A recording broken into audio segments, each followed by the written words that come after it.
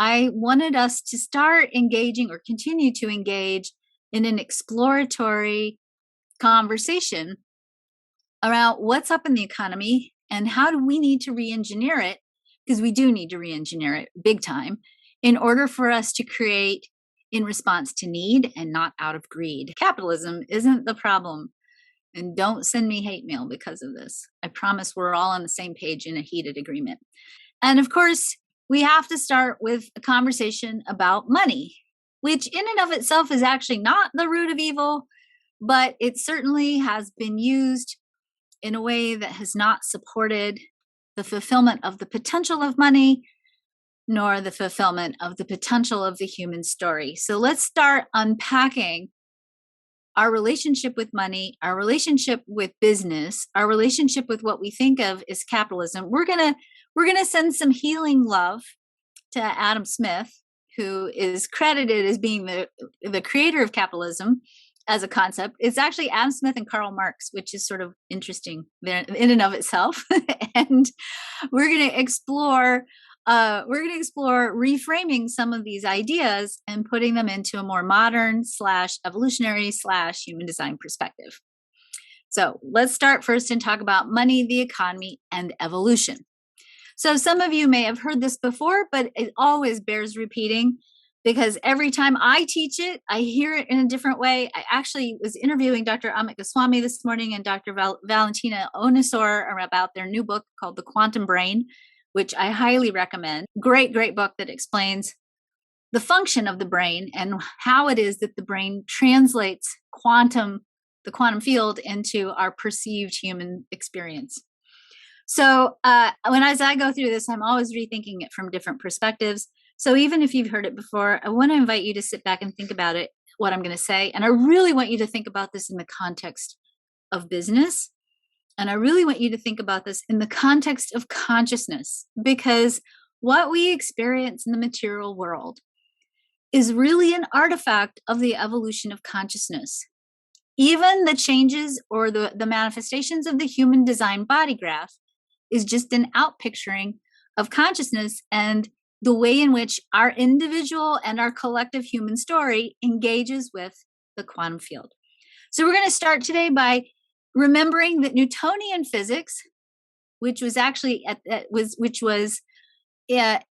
information about how the material world works, that was created at the end of the scientific revolution. So Sir Isaac Newton was actually kind of the last of the scientists of the scientific revolution. So for whatever reason, he gets credit for materialism, even though there were actually a lot of other scientists before Sir Isaac Newton who did a lot of work of interpreting the mysterious ethers of our planet and translating an understanding of the planet and how it works into science. But we ended the scientific revolution with Sir Isaac Newton. And what we learned from the scientific revolution and the emergence of the consciousness of materialism. So when we engage in the scientific revolution, we set out as humans in the scientific revolution to interpret our world, to banish, if you will, fear and suspicion, and to explain our world in a way that would allow us to understand more deeply the mechanics of how the world worked. So all of these scientists over hundreds of years did all of this research. And at the end, Sir Isaac Newton came up with his understanding of physics, probably the kind of physics you studied in high school, if you studied physics in high school. And Sir Isaac Newton basically sort of codified and solidified the scientific revolution by helping us integrate some core concepts. Some of the core concepts that we integrated as a result of the scientific revolution included a passion and a love for finite things, like finite amounts and finite solutions. We came up with fixed laws with probable, possible, and predictable results. We fell in love with formulas and reasoning and logic. We thought we understood nature and natural law, and we became compelled to only embrace certainty as a way of thinking. Now, remember, this isn't Sir Isaac Newton's fault or Galileo or anybody else's fault. This was just how the current trend in consciousness from an evolutionary perspective was manifesting through the human story at this time. this materialistic understanding of the world got translated into not just science, but we started to apply formulas everywhere, including to the economy, including to the way in which we constructed our workforce, including how we built production lines and we created industry. And in this materialistic consciousness and way of doing business, we established material value, mostly money, material value, as the metric of success in business. Mostly money, not only money, but mostly money.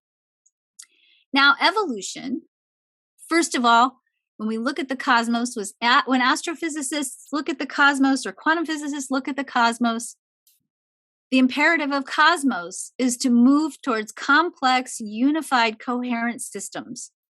And we, as elements or aspects of consciousness, which is really what we are as human beings, we're holographic representations of consciousness in little human bodies being operated by brains that are really, really good at translating the idea that we are somehow separated from everybody else because we have skin in these bodies. And we don't realize that as we create and move through the world, we're A, unified, B, evolving towards greater states of complexity, and C, designed to be living coherently, meaning we're designed to be creating from a place of abundance, love, and sufficiency and expansion, which is actually kind of how the cosmos works. So evolution is the imperative of consciousness and is possibly, probably, definitely, if you ask any evolutionary biologist, a little bit more deliberate than what we were taught in school. Probably the most deleterious thought, the most dangerous thought that came out of not so much the scientific revolution a little bit later, but sort of fit right in with material consciousness, was the interpretation of Darwin's work. And let me be really clear, Darwin didn't really even stand behind this, so let's not blame Darwin either. But the interpretation of Darwin's work and sewing up the entire body of his observations in the pat little phrase that says, survival of the fittest, right, is the way in which we evolve. We now know, evolutionary biology now knows pretty clearly, that's not true. That's not true.